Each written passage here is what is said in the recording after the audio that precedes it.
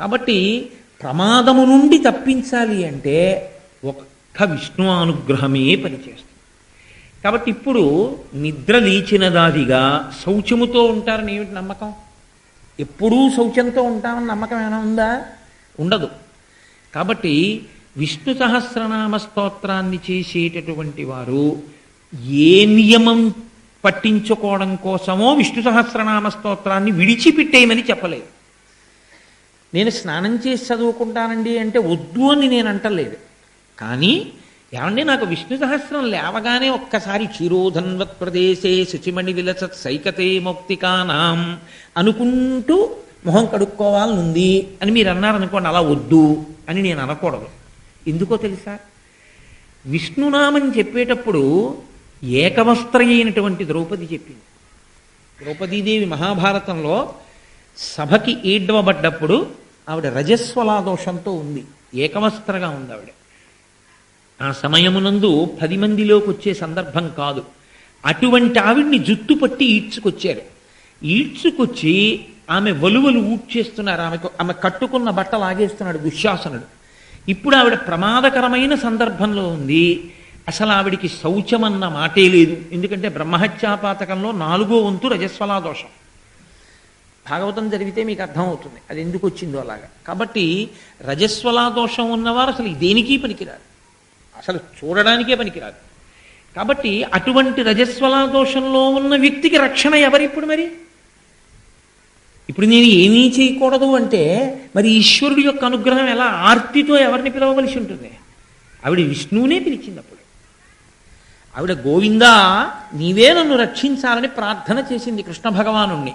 అంత శక్తివంతులైన 5గురు భర్తలు తలలు ఉంచుకుని కూర్చుండిపోతే తన వలువలు ఊడ్చేస్తుంటే ఆ తల్లి అప్పుడు ప్రార్థన చేసింది శ్రీ మహావిష్ణువుని.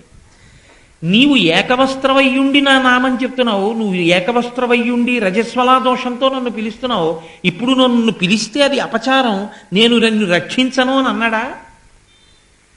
తరక్షణంలో అనుగ్రహించాడు. అందుకే విష్ణునామముల యొక్క గొప్పతనం ఎంత గొప్పదో తెలుసా అండి? అసలు శాస్త్రంలో మంచం మీద పడుకుని ఏది చెయ్యడాన్ని అంగీకరించారు. అసలు ఇంకా మాట్లాడితే అనారోగ్యంతో ఉన్నటువంటి వ్యక్తి మాత్ర వేసుకోవడం కూడా మంచం మీద వేసుకోరు. ఒకానొకప్పుడు నాకు పెద్దలు మహానుభావులు, చాలా గొప్ప వ్యక్తి, ఆ మహాభాగవత భారతాది గ్రంథముల నుండి ఎన్నో పద్యములు ధారణలో ఉండి వ్యాఖ్యానం చేయగలిగిన వ్యక్తి.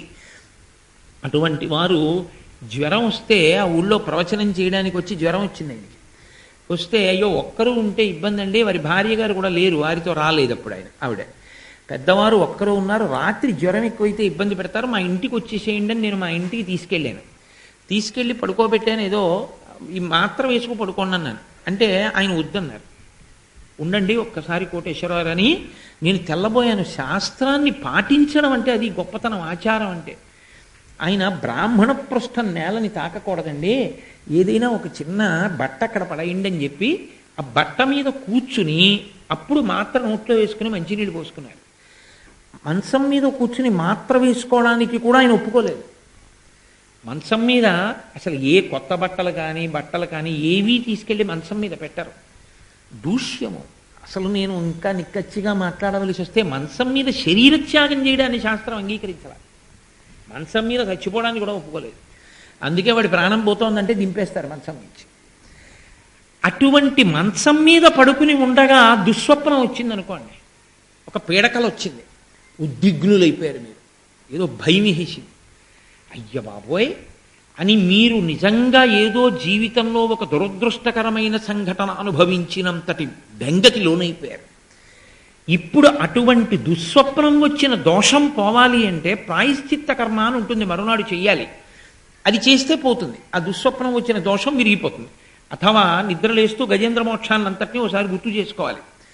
నరనాథ నీకును నా చేత వివరింపబడిన గజరాజమోక్షణ కథ వినువారికి యశములిచ్చును దురితాపహంబు దుస్వప్ననాశంబు దుఃఖ సంహారంబు అంటాడు కృష్ణ భగవానుడు. ఎవరు గజేంద్ర మోక్షాన్నంతటినీ కూడా ఒక్కసారి భావన చేస్తారో వాళ్ళకి దుస్వప్న ఫలితాలు పోతాయి. అంతసేపు తెల్లారే వరకు భయంతో ఎక్కడ పడుకుంటాడు? ఏదో రాకూడనంత చెడ్డ కల వచ్చిందనుకోండి, ఇప్పుడు ఏం చెయ్యొచ్చు అని అడిగారు. అబ్బాయి మంచం మించి కూడా నిద్ర లేవకుండా అలాగే పడుకుని గోవిందా గోవిందా గోవిందా అని 3 మాటలు అనుకో, నీకొచ్చిన కల యొక్క ఫలితం పోతుంది. తుస్వప్నే స్మర గోవిందం సంకటే మధుసూదనం కాననే నారసింహంచ పావకే జలసాయినం జలమధ్యే వరాహంచ పర్వతే రఘునందనం. అందుకే అన్ని విష్ణునామాలు చెప్తారు. అన్ని విష్ణునామాలే రావడానికి కారణం ఏమిటంటే జాగృతికి అంతటికీ ఆయన ఆధిపత్యం వహిస్తాడు లోకంలో. అందుకని జాగృతావస్థ యందు ఇంద్రియములు మేల్కొని ఉంటాయి కనుక విష్ణు సహస్రనామ స్తోత్రం చెప్పడానికి ఏ విధమైన అభ్యంతరము లేదు. నా భావన మీరు బాగా అర్థం చేసుకున్న నాడు ఏ కారణం చేత విష్ణు సహస్రనామ స్తోత్రం చదవడం మానకూడదు. విష్ణు సహస్రం ఇందుకు మానేశానండి అని చెప్పడానికి ఓ కారణాన్ని శాస్త్రం అంగీకరించదు. సంధ్యావందనం మానేయడానికి యజ్ఞోపవీతం ఉన్న వాళ్ళకి ఏ కారణాన్ని శాస్త్రం ఒప్పుకోదు. అయ్యా నేను స్నానం చేయలేదండి అన్నారు అనుకోండి, పూజ చేయలేదండి అంటే ఒప్పుకుంటారు. స్నానం చేయలేదండి సంధ్యావందనం చేయనండి అంటే శాస్త్రం ఒప్పుకోదు. విభూతి తీసుకుని జల్లుకుని సంధ్యావందనం చేయవలసిందే. ప్రాణం పోతోందండి అంటే ఒప్పుకోదు. ప్రాణం పోతుంటే తండ్రిని తీసుకెళ్లి కుర్చీలో కూర్చోబెట్టి విభూతి జల్లి అది సంధ్యావందనం చేయవలసినటువంటి సమయం అయితే ఆయన ఏమీ చేయలేకపోతే కొడుకు అర్ఘ్యం ఇచ్చేసి తాను గాయత్రీ మంత్రం చేస్తూ చచ్చిపోవాలి. ఎందుకంటే చస్తూ ఉంటే సంధ్యామంత్రం అని పేరు వచ్చింది. తప్పవు. యజ్ఞోపవీతం ఉన్నవాడు సంధ్యావందనాన్ని మానడానికి వీల్లేదు. నా దగ్గర నీళ్లు కూడా లేవండి అర్ఘ్యం ఇవ్వడానికి. నువ్వు ఎక్కడున్నావో అక్కడ కూర్చుని అపవిత్ర పవిత్రో వా సర్వావస్థంగతోపివా. ఈ స్నానమునందు అనేక రకములు చెప్పారు. సాయంకాలం వేళ సంధ్యావందనం చేయడానికి నీ దగ్గర నీళ్లు లేకపోతే ఆవులు వెడుతున్న దగ్గరికి వెళ్ళి ఆవుల వెనకాతలు నించోడమే. గోధూళి ఒక స్నానం. ఆ గోవుల డెక్కల నుంచి పైకి రేగిన మన్ను నీ మీద పడగానే నువ్వు స్నానం చేసేసినట్టే. ఎక్కడున్నావో అక్కడే కూర్చుని నేల మీద ఉన్న మట్టి ఎటువంటి మట్టి కూడా నీకు అనవసరం. ఆ మట్టి దోషుడితో తీసి అర్ఘ్యం ఇచ్చేసేయాలి. నీరు లేకపోతే మట్టితో అర్ఘ్యం ఇచ్చేయమన్నారు. కురుక్షేత్ర యుద్ధం జరిగేటప్పుడు మధ్యాహ్న కాలమునందు ఒక్కొక్కసారి ఘోరమైన యుద్ధం జరుగుతుంటే సంధ్యావందనం ఎలాగా అని అనుమానం వస్తే భీష్మాచార్యుల వారు రథం మించి కిందకి దిగి మట్టి తీసి అర్ఘ్యం ఇచ్చేవారు తప్ప ఆయన సంధ్యావందనాన్ని మానలేదు. మట్టిని అర్ఘ్యం ఇచ్చి 11 మార్లు గాయత్రి చెప్పి రథం ఎక్కేవాడే. అందుకు ఆయన ఆచార్య అయ్యారు. ఆచార్య అన్న మాటకు అర్థం ఏమిటో తెలుసా అండి? గురువు ఆచార్యుడు అని 2 మాటలు ఉంటాయి లోకంలో. గురువు ఆచార్యుడు కానక్కర్లేదు, కానీ ఆచార్యుడు గురువు అయి ఉంటాడు. ఏమిటి 2 మాటలకి భేదం అంటారేమో. గురువు అంటే అన్నీ తెలుసున్నవాడు. ఒక్కొక్కసారి గురువు బ్రహ్మజ్ఞానమును పొంది బ్రహ్మవిద్ బ్రహ్మైవ భవతి, తాను బ్రహ్మమైపోతాడు. తాను బ్రహ్మమైపోయిన తర్వాత ఇక కర్మాచరణకి కట్టుపడడం, అందరూ చేసేవన్నీ ఇక తాను చేయడు, తాను బ్రహ్మముగా నిలబడిపోతారు సాక్షిగా.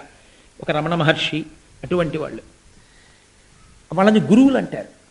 ఆచార్యుడు అన్న మాటకు అర్థం ఏమిటంటే తాను అన్నీ తెలుసుకుని కూడా తాను మాత్రం చెయ్యవలసిన దాన్ని చేస్తూనే ఉంటాడు, ఆచరణ చేస్తూ ఉంటాడు. బ్రహ్మజ్ఞానమును పొందినప్పటికీ చెయ్యవలసిన విహిత కర్మను చెయ్యకుండా ఉండడు. కృష్ణ భగవానుడు అలా చేసేవాడు. నేను సైతము లోక సంగ్రహణార్థంబు కర్మాచరణము చేయుపగిది అని చెప్పుకున్నాడు. లోకం కోసం చేశానయ్యా, లేకపోతే కృష్ణుడే చేయలేదు, మేము ఎందుకు చెయ్యాలంటారని నేను చేశాను అని చెప్పాడు. అలా ఎవరు చేస్తారో వారిని ఆచార్య అని పిలుస్తారు. అందుకే శంకరాచార్య, చంద్రశేఖర పరమాచార్య, ఆచార్య శబ్దంతో సంబోధన చేయడానికి కారణం అది. అంటే వారు బ్రహ్మమును తెలుసుకున్న స్థాయికి దిగిపోయినా ఆచరణ విడిచిపెట్టారు. దేని కొరకు అంటే తనని నమ్ముకున్న శిష్యులకి మార్గాన్ని చూపించాలి కాబట్టి తాను ఆచరించి చూపిస్తాడు. అది గురువుకి ఆచార్యుడికి ఉండేటటువంటి భేదం. గురువు పాటించాలని లేదు, పాటించాడు. కానీ ఆచరించే గురువైనప్పుడు ఆ గురువు గారిని ఆచార్యాన్ని సంబోధించడమే సరి అయినటువంటి సంబోధన యథార్థంగా. భీష్ముడు ఆచార్యుడు. ఎందుకో తెలుసా అండి? భీష్ముడు వేదం అంతా చదువుకున్నాడు.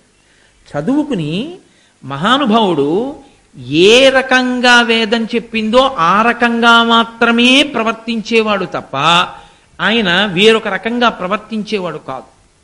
మీరు చూడండి, అందుకే భీష్మాచార్యుల వారు తన తండ్రి శంతన మహారాజు గారికి తద్దినం పెడుతున్నాడు. తద్దినం పెడుతుంటే దక్షిణ దిక్కుకి చివర్లు ఉండేటట్టుగా దర్భలు వేసి పిండాన్ని పెడుతున్నాడు. శంతన మహారాజు గారు పొంగిపోయి, నా కొడుకు ఇంతటి గొప్పవాడు, ఇంత శాస్త్రం పాటిస్తాడని స్వయంగా తానొచ్చి చెయ్యి చాపాడు. కొడకా నా చేతిలో పెట్టరా పిండం అన్నాడు. అంటే భీష్ముడు అన్నాడు, తండ్రి మీరే వచ్చి అడిగినా ఒకసారి శరీరం విడిచిపెట్టేసినటువంటి పితృదేవతలకి చేతిలో పెట్టకూడదు, దర్భల మీదే పెట్టాలి. దేవతలకైతే అగ్నిముఖంగా ఇవ్వాలి, పితృదేవతలకైతే దర్భల మీద పెట్టిస్తాం. కాబట్టి దర్భల మీద పెడతాను తప్ప మీ చేతిలో పెట్టను అన్నాడు. అప్పుడు ఆచార్య అని సంబోధించారు భీష్ముడు. అంటే ఇన్ని తెలుసున్నా తండ్రే వచ్చి చెయ్యి చాపినా పిండాన్ని చేతిలో పెట్టకుండా దర్భల మీద పెట్టాడు. వేదం ఎలా చెప్పిందో అలా ప్రవర్తించడం తప్ప వేదము చెప్పని రీతిలో ప్రవర్తించకూడదు. బాగా జ్ఞాపకం పెట్టుకోండి. ఇవాళ లోకంలో వచ్చిన పెద్ద ఇబ్బంది అంతా ఎక్కడొచ్చిందంటే, మీ ఇష్టం వచ్చినట్టు ఏదైనా చేసేయచ్చు. ఈ ప్రబోధాలు ఎక్కువైపోయాయి లోకంలో. స్వీట్ స్టాల్కి వెళ్ళి డబ్బా పట్టుకొచ్చి స్వామివారికి నైవేద్యానికి ఇచ్చేయచ్చు. తప్పది, అది ఉచ్ఛిష్టం. మీరు అలా పట్టుకురావడాన్ని శాస్త్రం అంగీకరించదు. మీరు ఈశ్వరుడికి పట్టుకెళ్ళాలి అంటే ఫలములను మాత్రమే పట్టుకెళ్ళాలి. యథార్థమనకు కాయలు కూడా నిషిద్ధం. కాయ పట్టుకెళ్ళకూడదు, పళ్ళు మాత్రమే పట్టుకెళ్ళాలి. ధూపం పట్టుకెళ్ళాలి, పాలు పట్టుకెళ్ళాలి, లేకపోతే కాస్త కర్పూరం బిళ్ళలు పట్టుకెళ్ళాలి. ఇవేవి మీ చేతిలో లేకపోతే కాస్త ద్రవ్యాన్ని హుండీలో వెయ్యాలి తప్ప మీరు ఏవి పడితే అవి స్వీట్ స్టాల్లో అప్పటికి 10 మందికి అమ్మేసి 10 మంది తినేగా మిగిలిన పదార్థం ఉచ్ఛిష్టం, ఎంగిలి. ఆ ఎంగిలి కాజాలు పట్టుకెళ్ళి మీరు ఈశ్వరుడికి నైవేద్యమా? అది ప్రసాదమా?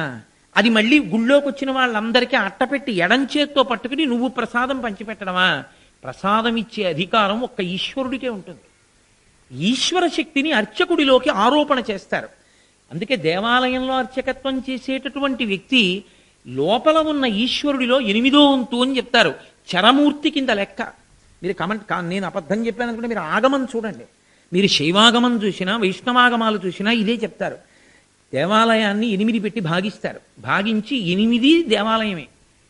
పైన కనపడేటటువంటి శిఖరం, ఈ చుట్టూ ఉన్నటువంటి ప్రాకారం, దేవాలయం లోపలి గోడ, ముఖమంటపం, అర్ధమంటపం, మహామంటపం, లోపల ఉన్నటువంటి ధ్రువమూర్తి, పైన విమానంలో ఉన్నటువంటి మూర్తి అర్చకుడు, ఇలా 8 కింద విడగొట్టి 8 మందిలో 8వ వంతు ఉంటుంది. అందుకే దేవాలయంలోకి వచ్చిన తరువాత చాలా ముఖ్యమైన పనుండి లోపలికి వెళ్ళడానికి అవకాశం లేకపోతే విమానమూర్తిని చూసి వెళ్ళిపోతుంటారు. లోపల ఉన్నవారే విమానం మీద ఉంటారు. చూడండి, లోపల ఆయన ఎలా ఉన్నారో పైన విమానంలో ఆయన అలాగే ఉన్నారు. విమానమూర్తి అంటారు. శిఖరము, ప్రాకారము, ఇవన్నీ 8వ వంతు. అందులో 8వ వంతు అర్చకుడు. కాబట్టి ఎవరివ్వాలి ప్రసాదాన్ని దేవాలయంలో? అర్చకులు ఇవ్వాలి.